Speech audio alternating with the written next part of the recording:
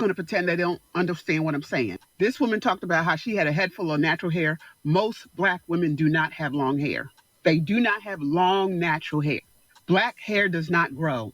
It does not grow at the same uh, speed as other races. If you are one of the unicorns where you cut your hair one day and in 2 months or 3 months you got inches, you know you're a rare breed. When we cut our hair, that's it. It's going to take a little while for it to grow.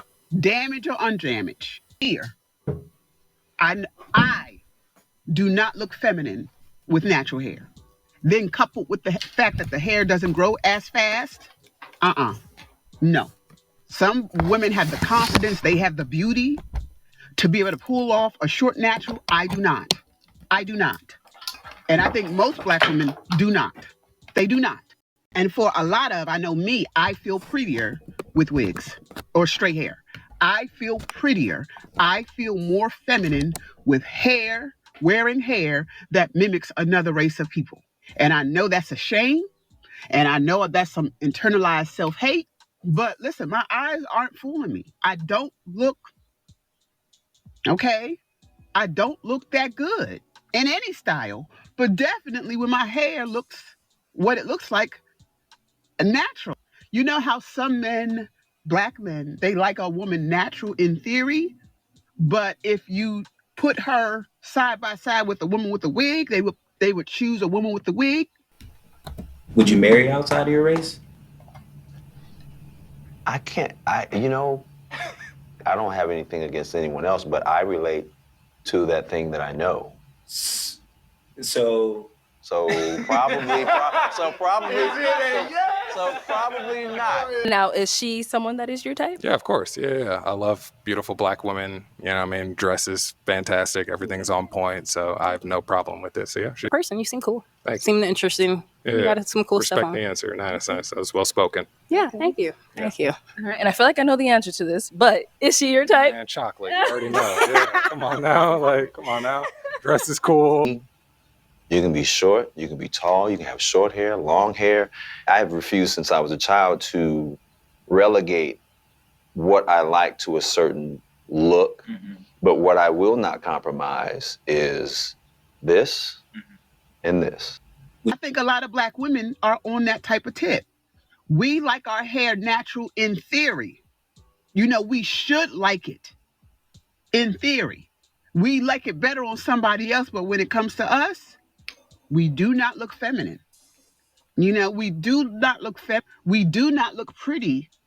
And the black community knows that we have those self-esteem issues. The black men and black women, they know we have these insecurities around our hair. And instead of letting us be great, what do? Taunt and pick, and knowing everything that we're going through. Knowing that for real, I don't want to wear straight. I don't want to wear straight hair. But I don't look good with my natural hair. And the natural wigs, they look like, who done it and why. I'm not trying to go to work looking like Mufasa. So I'm sorry if I let the cat out of the bag and I explain too much, but this is it. And y'all need to stop. Listen, it'll never change. It'll never change. Okay, so y'all can harass us, you can belittle us, you can talk about the hard wig versus the soft wig, X, Y, and Z. We don't care. We don't care. Y'all can put it to bed. The black community thrives off of abuse. Hello everyone, welcome back to my channel, and it has been quite a long time coming in this conversation. Now, I wore my natural hair in shape and form for this video because I feel like this is a viral moment. So, all right, or at least to be informed about what's going on, right? I have been far removed from this topic for so long because one, I'm just no longer at an age where I really care what people think about my hair. I've been having this hair on my head for all of my life in various shapes or forms. And I just have come to the place where it's just like, damned if you do, damned if you don't. And people can just look away if they don't like my hair. That's where I'm at, okay? But this video that hooked the internet by storm, that broke TikTok. I succumbed to the temptation of rage baiting when it comes to this topic. I'm sorry. I could not say something because, of course, like many of us, I was extremely triggered by this conversation. And rightfully so, I will say in the beginning, I am extremely proud of y'all, sis. Oh my God. I'm proud of us. You know why? I'm very proud of us because a lot of women came out, a lot of Black women came out after this video dropped and were like, see, what we're not going to do is this. And let's talk about it because this topic is gonna run the entire week. So I'm sorry if you guys wanted me to cover something else. You should have said so in the comment section. I have been following up, but we have got to have a breakdown. And I don't want everyone to have to like sit through an entire hour because I do have a video specifically about my hair journey. It'll be broken down into some very important categories, and they are the issue of truth and the subjugation of said truth. We're going to be talking about hair hygiene. We're going to be talking about myths and misconceptions. We're just going to cover our mental health as one of the broader topics when it comes to hair, because I feel like it's not spoken of enough in the Black community, and it overshadows and overpowers, like so many other things, the real reason why we may be thinking that we can't grow our hair. What I have heard on many platforms, because when I was trying to grow my hair, and we'll get into that later, I was looking for some, new and up-to-date technologies or methodologies that would help me to increase or even accelerate my hair growth. And I think this is one of the major issues that came up while I was doing research was, excuse me, managing stress levels. And and I was being honest with myself, my stress levels at the time that I had wanted to grow my hair were extremely high. Things like my hormones needed to be checked, my mental health needed to be checked. And once I started to get back professional results, and some of us don't even need that because we already know that we're stressed out or not because of whatever is or is not happening in our lives. Like y'all be dealing with some of these boys' sons who, you know, just need to be given given back to whoever it is they came from.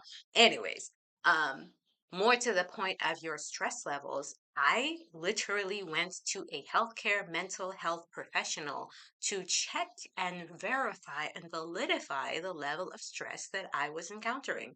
Then the next step was going to be and was that I was going to start therapy. Now, I've said this in many, many instances when it comes to relationship, when it comes to struggle of, when it comes to our personal health and well-being and breakdown in relationships. Black women are extremely stressed out, but it is nobody else's responsibility to deal with said stress except you. You need to deal with your stress. You need to go to therapy. You need to get some help. And I could actually see it in the way this young lady was fiddling and rubbing and caressing and stroking that wig on her head, that there was clearly a level of neuroses. That's a clear sign of neuroses and a symptom of some other issue that's going on.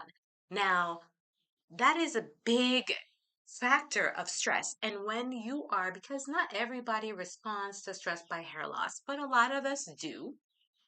And if the case is that we want to grow our hair and cannot, and we see that there is a possible connection between our high levels of stress and our health, or our mental health and our physical health, it is our responsibility to actually check those. So you may want to wear your natural hair, but there is a lot of trauma and psychological abuse and damage around that.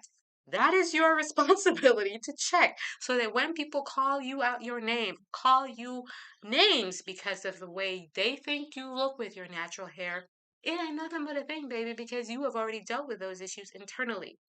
So, conclusion, what is going on the inside is a clear representation on the outside. when we don't deal with what's going on in us, it is evident on our faces that something is not completely in check. If you think you are fooling someone with that hair on your head that does not belong to you, that doesn't look like it could ever belong to you, please note that you are not.